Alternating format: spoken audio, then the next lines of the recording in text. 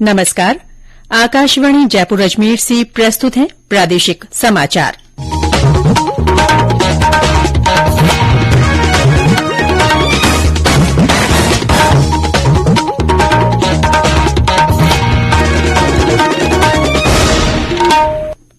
समाचारों के साथ मैं रितिका गुप्ता।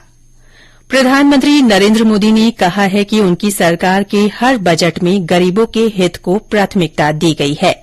नई दिल्ली में आज भाजपा संसदीय दल की बैठक को संबोधित करते हुए श्री मोदी ने कहा कि केन्द्रीय बजट 2023-2024 में समाज के सभी वर्गों का ध्यान रखा गया है। श्री मोदी ने भाजपा सांसदों से अपने निर्वाचन क्षेत्रों में गरीबों और मध्यम वर्ग के साथ बातचीत करने को कहा और उन्हें केन्द्रीय बजट के लाभों के बारे में भी बताया।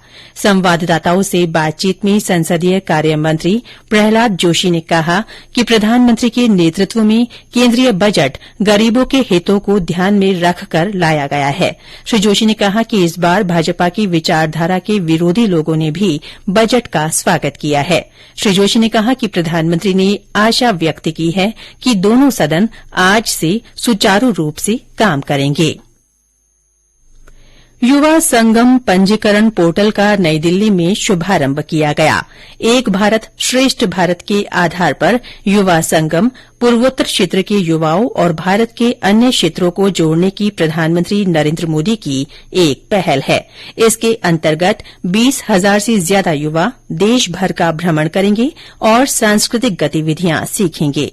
इस अवसर पर सांस्कृतिक और पर्यटन मंत्री जी किशन रेड्डी ने कहा कि यह कार्यक्रम पूर्वोत्तर क्षेत्र के युवाओं को देश भर से जोड़ेगा। उन्होंने बताया कि 1,000 युवाओं में से 300 छात्र पूर्वोत्तर क्षेत्र के हैं।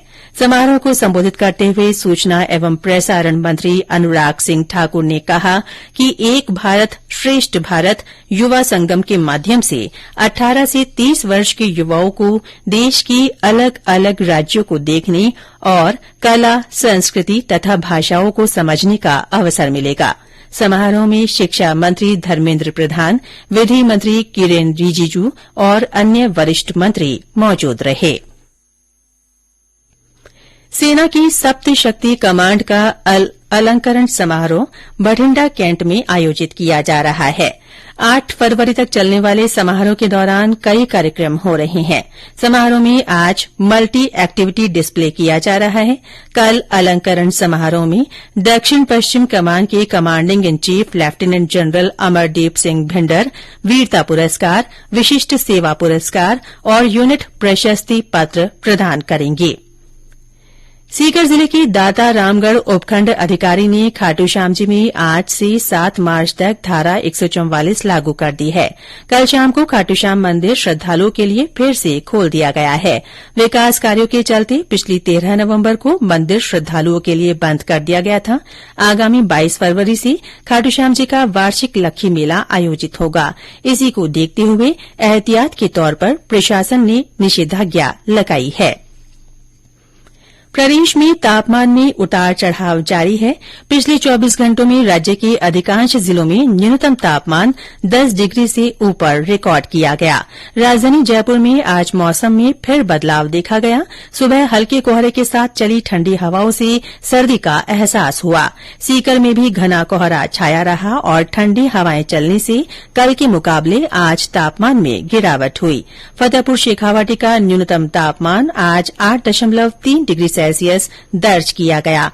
चूरू में 9.2, सिरोही में 10.3, भीलवाड़ा में 10.5, चित्तौड़गढ़ में 10.6 और राजधानी जयपुर में 14 डिग्री सेल्सियस न्यूनतम तापमान रिकॉर्ड हुआ। आकाशवाणी पर प्रधानमंत्री नरेन्द्र मोदी के कार्यक्रम मन की बात की 100वीं कड़ी के लिए माईजीओवी पर एक जिंगल प्रतियोगिता का आयोजन किया जा रहा है। प्रतियोगिता में भाग लेने के इच्छुक प्रतिभागियों को 25 से 30 सेकंड का एक जिंगल और आलेख देना होगा जो समझने में सरल हो और जन समुदाय से एकदम जुड़ जाए। सर्वश्रेष्ठ प्रविष्टि को 11,000 रूपये का नकद पुरस्कार दिया जाएगा। प्रतिभागी 28 फरवरी तक अपनी प्रविष्टियां दे सकते हैं। इसके साथ ही प्रादेशिक समाचार बुलेटिन समाप्त हुआ। नमस्कार।